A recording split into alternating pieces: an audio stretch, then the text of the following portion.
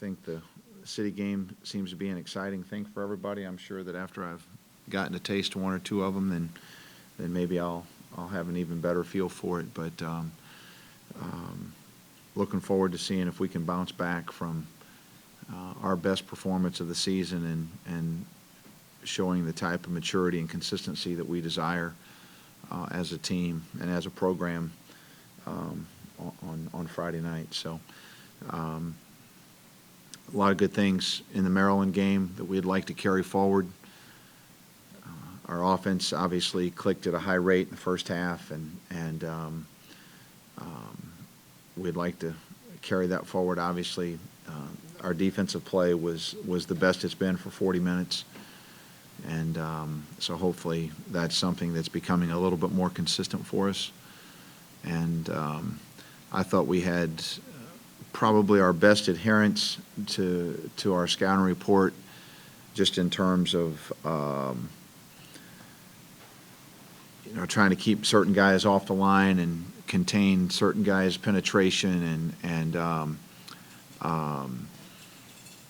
take away threes from certain guys and that sort of thing. So I thought our attention to detail in terms of how we wanted to play Maryland was probably the best it's been this season as well. So again, a lot of positive signs, and we'll see if we can carry some of those things forward and hope that they become habit. In your time here, Kevin, in the state months, what have you been told about this series, and what have you kind of learned about the dynamic? Honestly, not too much, and I haven't asked much, and I haven't been told much, and so I know that he does a great job, and I can see that on film in terms of how they're coached and how hard they play, and again, anytime you play your neighbor, you can expect maximum effort. That's something that I am very familiar with, and when I was at Vanderbilt, we played somebody. We had so many schools right there in our area that we played somebody seemingly every year, and so you always got the best that they had to offer, and so I've been real accustomed to that, and but nevertheless, we know it's a big game for them, but it's a big game for us, and so. I know a little bit about the history, but not a ton, and so like I said, I'm sure after I'm here for a while, I'll have a little more of an idea of what it means to everybody. Kevin, we've seen your team play a lot of different ways, offensively and defensively. Is that kind of how you do things, just sort of trying to figure out what works? I mean, you don't seem to be married to any one thing, and you've changed based on what you think your guys can do and matchups. Is that sort of how you go about things, or is it just because it's in your first year? Well, I think that it's a combination of both, Paul. I think that I don't think that there's only one way to win the game, and whether it's defensively or offensively. Some nights you might have to take a few more threes. Some nights you need to get to the foul line more. Most nights you need to play good defensively, or play well defensively, but whether it's man or zone or pressing, it doesn't matter to me how we get there. I would like for versatility and flexibility to be a little bit of a trademark of what this team is, and so. I think that's going to suit us best if we can create that kind of flexibility that we need, and so no, you're right. I'm not married to one way of doing things.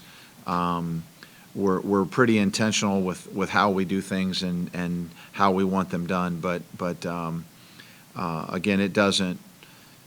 If we go into a friend, I think of the Marquette game. We started out playing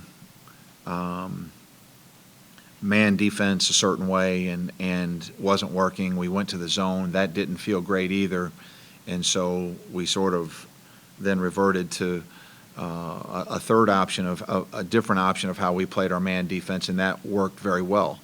And so we need to have some bullets in the gun that we can fire off, because right now I don't see us as a group having defensive stoppers.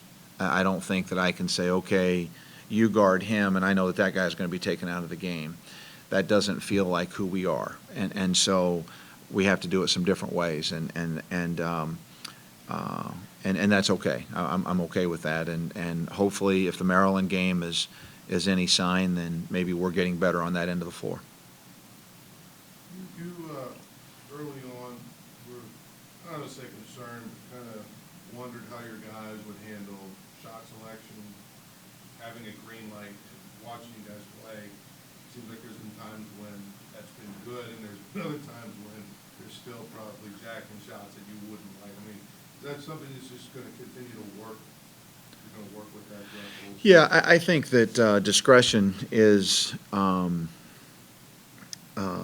I mean, I guess you can go about it one of two ways. You can screw it down real tightly and then ease up on it as it goes, or you can give them some freedom and try to teach them in the process what good freedom looks like and what bad choices look like. And I've obviously chosen the second route because we've given them a lot of freedom, and I thought in the second half we sort of got into a one-on-one thing, and Mike was just kind of made some bad choices in terms of when he went to attack the defense. But part of that with a guy like Mike is also the reason he gets to the foul line 10 times, and so for Mike's progress as a player, not even really thinking about our team, but for Mike's progress as a player. The more frequently, the more times that he understands when to and or when not to, then the better player he's going to be, and the more effective he's going to be. So, and that's my job to try to help him learn. And I realize we've got only a few months here, but he's done a nice job. He's obviously scoring at a high clip, and he just got into attacking Maryland's set defense a little bit too much the other night in the second half, and. But again, you look up and he's got 25 points and 9 rebounds and has played a very good game. Kevin, obviously Mike and Janelle have had great starts of the year, and you talked about getting like a third scoring contribution. Cam Johnson's been doing that lately, but for another guy like Sheldon Jeter, it's been a really season like a real start for him this year. He's only shooting 30% for shooting 53% last year. So what do you think is he like pressing too much? Yeah, I think that my term for it, and maybe this is as a result of all the mental coaching that I've done for a baseball player for a number of years, is he's just getting in his own way a little bit, and he doesn't have coaches breathing down his neck, and he's just pressing and in some cases wanting to too badly, and he's just got to let the game come to him a little bit more. Sheldon's a good player and has had some terrific moments in our practice sessions. Was by far our best player the day that we scrimmaged Villanova, and so he's just got to settle in and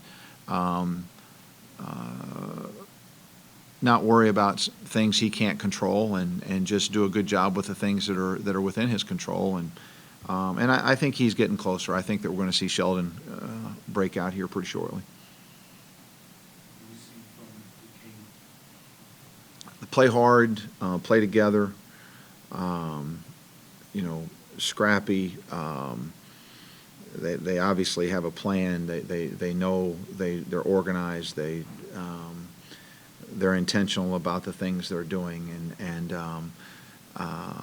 a number of guys, different guys that can put the ball in the basket. They've got some size, some quickness. So I would say, to some degree, like us, pretty basic defensively. I think that we're similar in terms of our defensive approach a little bit,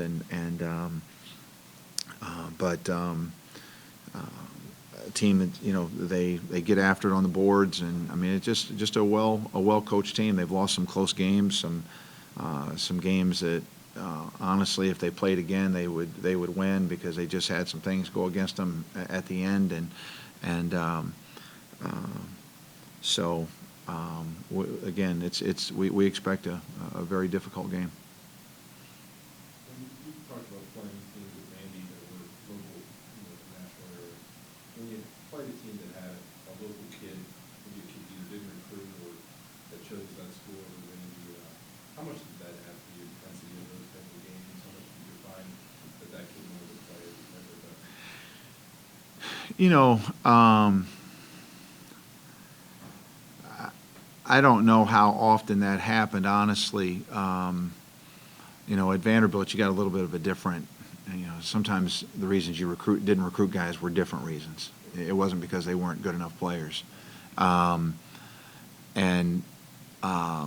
So I don't know how much that factored in, you know, but again, we played a lot of games against, you know, Tennessee State and Lipscomb and Belmont and Middle Tennessee State and Austin Peay. I mean, all those schools are within 30 or 40 minutes of Vanderbilt's campus, and we, you know, I don't know how many times we played them over the 17 years I was there.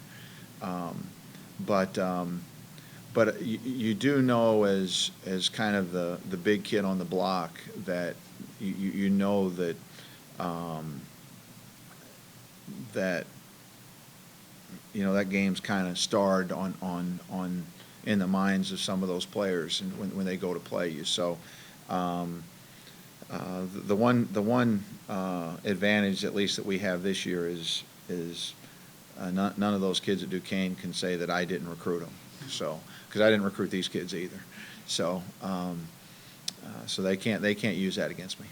Go to Maryland and not only win, but to be up by 25 points in the second half, 1 point, kind of just proves that they did it. Yeah, you noticed like a different sense of confidence in the players since then? We've only had one workout, and so I don't know that I sensed anything different. I really liked what I felt like our disposition was going into that game. I felt good going into that game because I thought that our mindset was pretty clear and focused. And so I don't know if I hope that's a confidence builder. It should be, because that's a tough environment there. That's a good road game to win. And so, but you know what? It's interesting to me that both times that we've walked into an opposing gym so far this year, and one was Villanova when there were no fans there, of course. I didn't sense any sort of tension or anything about my team, and I watched for it. I watched to see if there might be any apprehension or anything like that, and there wasn't in either case. So these guys are used to playing in games like this and playing in games like Maryland. They're used to it. They seem comfortable with it. So hopefully that's a trademark of who we are throughout this entire season.